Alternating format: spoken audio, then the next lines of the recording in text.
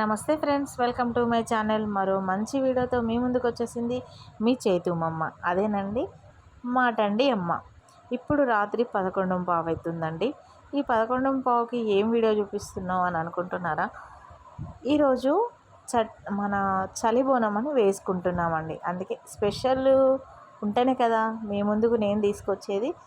ఇంతకీ చలిబోనం ఏంటి అంటారా? ఆల్మోస్ట్ ఇప్పుడు చట్టి వారాలు చాలామందికి తెలిసే ఉంటుంది. ఇప్పుడు నేను కూడా ఆదివారం రోజు అంటే ఆదివారం ప్రొద్దున మల్లన్న బోనాలు వేసుకుంటాం. ముందు రోజు శనివారం రోజు నైట్ అయితే చలి బోనం అని వేస్తాం.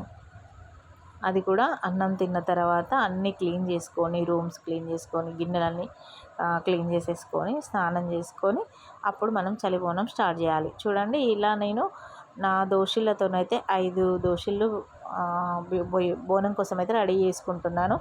ఇంత తక్కువనా, ఇంత చిన్నదా అని అనుకుంటున్నారా?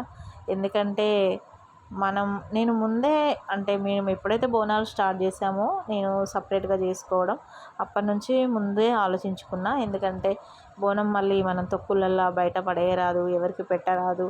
ఈ చలి బోనం అంటే ఎవరు అంతగా అంటే మనమే తినాలి, బయట వాళ్ళకి పెట్టరాదు.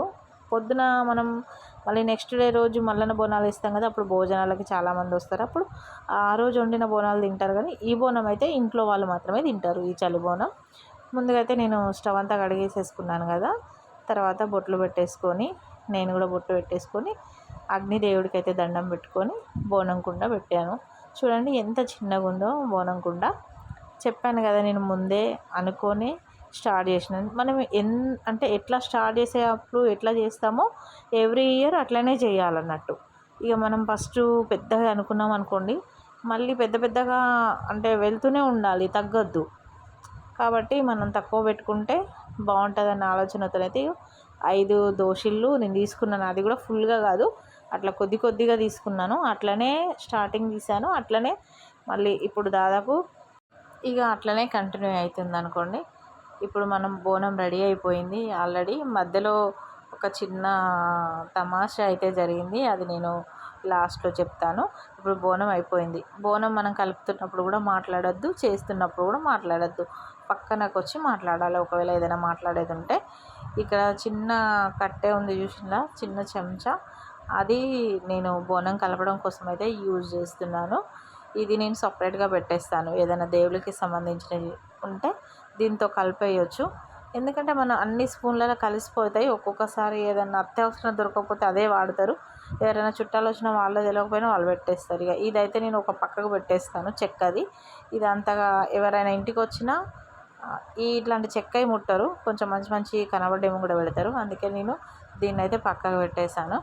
ఇప్పుడు మనం దీన్ని తీసి పక్కన పెట్టుకోవాలి. బోనం అయిపోయిందని చెప్పాను కదా, ఒక క్లాత్తోనైతే తీసి, మనకి ఫ్రెష్ క్లాతులు దొరకాయి అందుబాటులో. అందుకే న్యూస్ పేపర్ బెస్ట్ అనుకుంటాను నేను బోనాల టైము, దేవుళ్ళ ప్రసాదాల టైము. ఆ టైంలో ఇక్కడ మళ్ళీ ఒకసారి దండం పెట్టేసుకొని ఈ బోనంని అయితే తీసి పక్కన పెట్టేశాను, ఒక స్టూల్ పైన పెట్టి. ఆ తర్వాత కొద్దిగా పసుపు పైనుంచి ఇట్లా చల్లేసి పెట్టాలి. దీన్ని మేము చలి బోనం అంటాం అన్నట్టు. నైట్లో చేసి ప్రొద్దున ఎవరు అంటే 6-6:30 అవ్వకముందే 6 లోపల వెళ్ళి పోచమ్మ దేవుడి దగ్గర అయితే పెట్టాలి.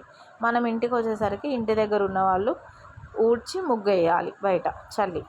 ఇప్పుడు మా ఇంట్లో అయితే ఎవరు లేరు, పాప రాలేదు, పిల్లలు రాలేదు, చెల్లెళ్ళు రాలేదు, ఫ్రెండ్స్ రాలేదు. ఈసారి నాకు అంత డల్ అనిపిస్తుందండి. కానీ ఏం చేద్దాం, చేయాలి కదా. ఈ వారం మిస్ అయితే మళ్ళీ నెక్స్ట్ వీక్ ఎక్కడ ఉంటామో తెలియదు. అంటే ఏ పనిలో ఉంటామో. నెల మాత్రమే ఉంటుంది సట్టి వారాలు. ఆ నెలలో మనకు వీలైన టైంలో అయితే చేయాలి. ఇది పోచమ్మ అమ్మవారికి రేపు తీసుకెళ్ళడానికి 5 కొబ్బరికాయలు, పప్పు ప్రసాదం, ఆయిలు, ఎల్లిగడ్డలు, ఉల్లిగడ్డలు, పసుపు కుంకుమ, అగరబత్తి, అగ్గిపెట్ట ఇప్పుడే రెడీ చేసి పెట్టుకుంటే పొద్దున లేవగానే స్నానం చేసేసి పట్టుకొని మనం దేవుడి దగ్గరికి వెళ్ళొచ్చు. ఒక్కొక్కరు ఒక్కొక్కలా చేస్తారండి మల్లన్న బోనాలు. మా అత్తయ్య వాళ్ళు ఇట్లనే చేస్తారు. సో వాళ్ళు చేసినట్టు మనం ఫాలో అయిపోతాం.